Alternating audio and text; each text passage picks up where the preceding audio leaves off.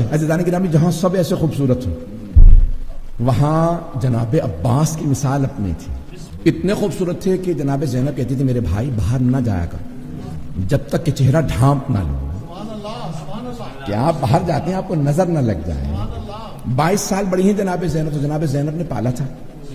جب ولادت ہوئی نا تو سید الشہداء اور جناب زینب کبریٰ آئے مولا کے پاس. تو جناب زینب کبریٰ نے کہا بابا اپنا یہ بیٹا مجھے دے دیجیے، اسے میں پالوں گی. تو آپ نے فرمایا بیٹی آپ سے پہلے حسین نے مانگ لیا. کہا آپ سے پہلے حسین ابن علی نے مانگ لیا. عزیزان گرامی کون ہے جناب سید الشہداء؟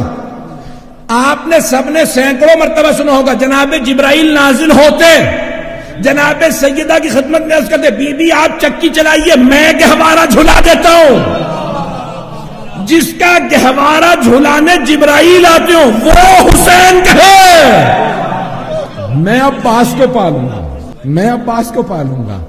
عزیزان گرامی اور وہ علی ابن ابی طالب کہ جنہوں نے نہ کہا ہو کہ پروردگارہ مجھے موسیٰ کی ہیبت دے دو. عزیزان گرامی نہ جناب امیر نے کبھی اپنی تہجد 1000 رکعت نماز کے بعد تہجد پڑھتے. 1000 رکعت کہنا آسان ہوتا، 1000 رکعت کے بعد تہجد پڑھتے ایک مرتبہ ہاتھ پھیلاتے.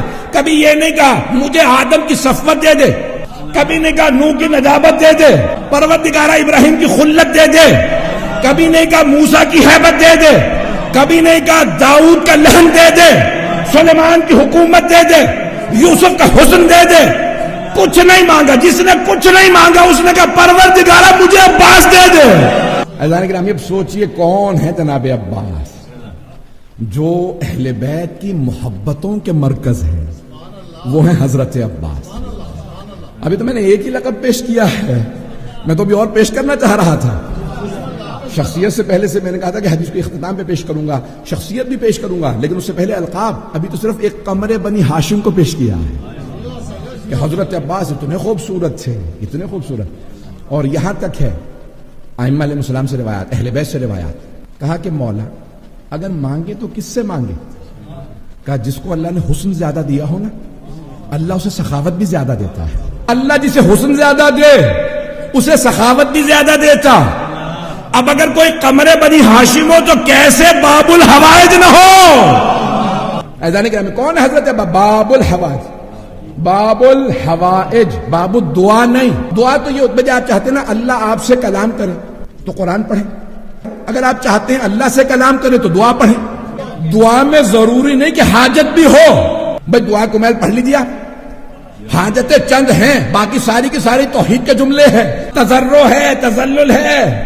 دعا میں ضروری نہیں ہوتا حاجت ہو. دعا ہے راز و نیاز. خدا سے کلام کا نام ہے دعا. لازمی نہیں کہ کوئی مانگے، بس اللہ سے بات کرنے کا جی کر رہا ہے بیٹھے دعائیں پڑھتے رہو. اور امام سجاد تو یہاں تک فرماتے ہیں صلاۃ الخاشعین، ایسے بھی لوگ ہوتے ہیں. امام فرماتے ہیں پروردگارہ یہ وہ مناجات ہے جو تجھ سے گفتگو میں لذت محسوس کریں، جہاں لذت محسوس ہو. عزیزان گرامی گرا نہ گزرے، سختی بار نہ محسوس ہو بلکہ لذت محسوس ہو. تو دعا تو لذت کا نام بھی. اللہ سے بات کرتے چلے جا رہے ہیں، گھنٹوں بیٹھے ہیں، یہ اہل بیت کی لمبی لمبی دعائیں محبت کی علامت ہے. جب ان میں اس کا اتنا عشق ہے تو انہیں ان سے کہ جہاں ساری مناجات ساری دعائیں، یہاں پہ یہ نہیں کہ باب الدعا ہے. دعا یعنی کہ دعا مانگ رہے ہیں. حاجت یہ ہوتی ہے جب انسان کی کوئی طلب ہو، کوئی ضرورت ہو، اسے کہا جاتا ہے حاجت. تو اب یہاں پہ معصوم فرما رہے ہیں عباس ہے باب الحوائج، باب الدعا نہیں. بیٹھ کے اللہ سے راز و نیاز کرتے رہنا، لیکن اگر کچھ چاہیے ہو، حاجت ہو، تو پھر عباس کو پکڑنا. اللہ اس کے صدقے میں دینا پسند کر. باب الحوائج ہے. ارے جس نے بنایا ہے اسے بھی صورت پسند ہے، تم اس کے پاس جاؤ میں اس کے صدقے میں عطا کروں گا. یہ ہے باب الحوائج. 4 باب الحوائج ہیں. ایک امام موسیٰ کاظم علیہ السلام، دوسرے حضرت عباس علیہ السلام، تیسرے حضرت مسلم ابن عقیل، اور چوتھے حضرت علی اصغر علیہ السلام. کہ کچھ نے اس ادا سے قربانی دی ہے کہ اللہ نے انہیں باب الحوائج بنا دیا. حضرت عباس علیہ السلام باب الحوائج ہے. جب انسان پریشان ہو تو ایک ایسے در پہ آئے. ہمارے بہت بڑا ایک نام گزرا سید علی آغا قادی طباطبائی، بہت بڑا نام ہے. بڑے بڑے عرفاء، علماء، فقہاء ان سے سیکھنے آتے ہیں. کسی نے ان سے کہا کہ آغا یہ کچھ لوگ کہتے ہیں کہ مولا علی علیہ السلام نے یہ معجزہ دکھایا تھا، کچھ کہتے ہیں نہیں یہ معجزہ نہیں دکھایا. آپ کی تحقیق کیا کہتی ہے؟ معجزہ یا یہ واقعہ ہوا تھا یا نہیں ہوا تھا؟ تو انہوں نے کہا بھئی اس وقت ذہن میں نہیں ہے، لیکن مجھے ایک ہفتے کی مہلت دے دو. ایک ایسی مخلوق ہے جو نبی سلیمان کے زمانے سے آج تک باقی ہے، ہفتے کی مہلت دو، میں اس سے پوچھ کے آؤں گا. تو اب ہفتے بعد آئے، کہا یہ مولا نے معجزہ دکھایا تھا، علی بن ابی طالب علیہ السلام نے یہ معجزہ دکھایا تھا. تو کیسے پتا؟ کہا اس نے کہا کہ میں اس جنگ میں موجود تھا جہاں مولا نے یہ معجزہ دکھایا. عزیزان گرامی، جہاں خادم ایسے ہوں. تو سید علی آغا قاضی سے کس نے سوال کیا؟ ان کے بیٹے سے سوال کیا کہ آپ کے والد کو یہ مقام کیسے ملا؟ اتنے بڑے بڑے علماء، فقہاء سب ان کے پاس جاتے تھے بھی ہمیں سکھاؤ. تو کہا خود فرماتے ہیں میں ہر شب جمعہ نجف سے کربلا چلا جاتا تھا، مصحف امام حسین کی زیارت. دنیا میں رسم ہے، شاید آپ کو اندازہ ہو نہ ہو، کہ جب کربلا جائیں تو پہلے مولا عباس علیہ السلام کے جائیں، وہاں اجازت لیں کہ بھئی یہ مولا عباس جو ہے مولا حسین کے نگہبان، یہاں پہ ان کے جب تک دربار سے اجازت نہ ہو پھر مولا حسین کے دربار. تو کہا کہ میں شب جمعہ تھی، گیا، جا کے میں نے اس میں دخول پڑھا، زیارت پڑھ رہا تھا اندر جانے کے لیے. تو بہت سے آپ نے دیکھا ایرانی علاقے میں بھی، ہمارے ہاں بھی میں نے دیکھا ہے، بہت سے لوگ کرتے ہیں کہ اگر کوئی بچہ بیمار ہے یا دیوانہ ہے یا اس کو حرم وغیرہ پہ باندھ دیتے ہیں. پاکستان میں بھی میں نے دیکھا مزاروں وغیرہ پہ لوگ چھوڑ آتے ہیں کہ یہ ٹھیک ہو جائے گا. تو کہا ایک نوجوان تھا، مجذوب تھا، ذہن اس کا پورا دماغ کام نہیں کرتا تھا. اس کے والدین اس کو وہاں حضرت عباس کے حرم میں چھوڑ گئے تھے. کہا میں دیکھتا تھا وہ بیٹھا ہوتا تھا. تو کہا میں ابھی زیارت پڑھ کے اندر جانا چاہ رہا ہوں مولا عباس علیہ السلام کے ذریعے کے اندر. تو اچانک کسی نے میرے کان میں کہا کہ تمام اولیاء، دنیا کے تمام اولیاء اور سید الاولیاء. سید الاولیاء کون ہے؟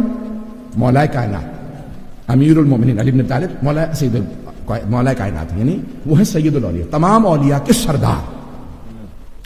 کا تمام دنیا کے اولیاء، ولیوں اور سید الاولیاء کے درمیان واسطہ حضرت عباس. کہا میں نے فوراً مڑ کے دیکھا، میرا بدن کانپنے لگا. کون ہے؟ کس نے کہا؟ کہا وہ دیکھا وہ مجذوب لڑکا، وہ دیوانہ نوجوان. میں نے کہا یہ تو کہہ نہیں سکتا. اچانک میرے دل میں خیال ہے اس نے نہیں کہا، یہ اندر سے کہلوایا گیا ہے. یہ جو اتنی زحمتیں کر رہے ہو، اتنی عبادتیں، اتنے روزے، اتنی نمازیں کہ مجھے مقام مل جائے مولا کا، مجھے مولا کا قرب مل جائے، مولا مجھے کچھ عطا کر دیں. جب تک مولا عباس دستخط نہیں کریں گے علی کچھ نہیں دیں گے. ان کے بیٹے کہتے ہیں کہ اس رات میرے بابا کہتے ہیں شب جمعہ تھی، میں ایک مرتبہ رونے لگا، حالت طاری ہوئی، دل پھٹنے لگا، سامنے دیکھا ذریعہ مقدس، روتے ہوئے کہا مولا اگر آپ ہی نے سفارش کرنی ہے تو آج آپ کو آپ کے بھائی کا واسطہ دے کے کہتا ہوں میری سفارش کر دیں بابا سے. کب مجھے محسوس ہوا ذری کھلی ہوئی ہے اور کوئی کہہ رہا ہے آج ہم عطا کر رہے ہیں. جب تک پروندے پہ فائل پہ مولا عباس کے امضا نہ ہو، دستخط نہ ہو، سگنیچر نہ ہو، علی بھی عطا نہیں کرتے. یہ اس لیے ہے باب الحوائج، یہ ہے باب الحوائج. عزیزان گرامی، مولا کے جو بہت سے القاب ہیں ان میں سے ایک لقب جو ہے آپ کو المواصل اخی، وفادار، اپنے بھائی کے وفادار. کہ چوتھے امام فرماتے ہیں المواصل اخی، جنہوں نے اپنے بھائی پہ جان قربان کر دی اور قربانیاں دی کہ روز قیامت حضرت یوسف کہیں گے پروردگارا تو مجھے 11 بھائی نہ دیتا، بس ایک عباس دے دیتا. عزیزان گرامی، حضرت عباس علیہ السلام جہاں خوبصورت تھے، شجاع تھے اور ان کا علمی مقام، مرتبہ، تو ان کے القاب میں آپ جو ہندوستان پاکستان کی جو برصغیر کی سرزمین ہے تو وہاں پہ ہمیشہ کہا جاتا ہے غازی عباس. اور ہمارے یہاں تو یعنی اہل سنت سے بھی پوچھیں گے بھی کون سی عباس، تو کہتے ہیں غازی عباس. آپ نے کبھی سوچا غازی کسے کہا جاتا ہے؟ جو جنگ لڑے اور فتح یاب ہو جائے اسے کہتے ہیں غازی، اور جو مارا جائے وہ شہید. شہید کا مقام زیادہ ہے یا غازی کا؟ شہید کا مقام زیادہ ہے، لیکن کوئی دنیا میں نہیں کہتا شہید عباس، سب کہتے ہیں غازی عباس۔ عزیزان گرامی، جب جنگ ہوتی ہے نا تو فتح یاب کو غازی کہا جاتا ہے۔ پتہ کیسے چلتا ہے جیتا کون؟ جب جنگ ہونے لگتی ہے تو دونوں فوجیں اپنا اپنا پرچم لے کے آتی ہیں۔ تو جب جنگ ہونے لگی کربلا کی، یزید اپنا پرچم لایا، اپنا جھنڈا لے کے آیا، یہاں سے مولا حسین کا پرچم جناب عباس نے اٹھایا۔ جب جنگ ختم ہوتی ہے نا، شروع پہ دونوں پرچم بلند ہوتے ہیں، لیکن جب ختم ہوتی ہے تو ایک پرچم بلند ہوتا ہے، وہ ہوتا ہے جیتنے والوں کا، جو فتح یاب ہو جائے۔ پوری دنیا میں حضرت عباس کا پرچم بلند ہے، بتا رہا ہے فتح حسین ابن علی کی ہوئی ہے۔